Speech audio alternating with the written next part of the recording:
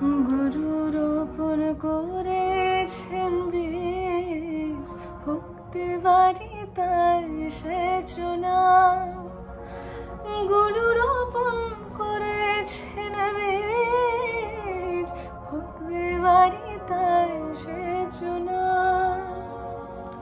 ওরে একা যদি না পারিস শোন, রাম প্রসাদকে সঙ্গে নে না।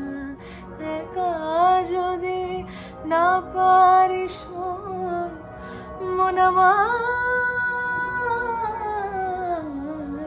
একা যদি না পারিস শোন, রাম প্রসাদকে সঙ্গে নে না।